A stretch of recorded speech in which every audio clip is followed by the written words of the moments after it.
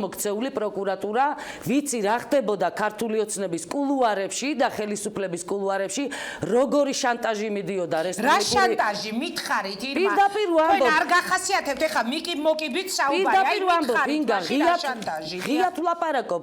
თინა ხიდაშელი აყენებდა ხელისუფლებას არჩევანის წინაშე და ივანიშვილს, რომ ან დაიხურება ეს გამოძიება და დამთავრდება ლაპარაკი საგარეჯოზე, ან მე შეუერთდები ნაციონალური მოძრაობის იმ ლიდერებს, რომლებიც აზიანებენ თქვენ იმიჯს დასავლეთში, ანუ გავალთ კოალიციიდან, მოვახდენთ აი ჩვენ სრულ იზოლაციას ხელისუფლებისაგან და ნაციონალურ მოძრაობასთან ერთად ჩვენ დავიწყებთ დასავლეთში თქვენი იმიჯის საბოლოო დამარხვას.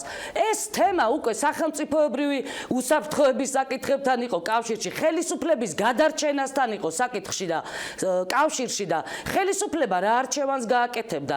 ივანიშვილი მოგეხსენება ძალიან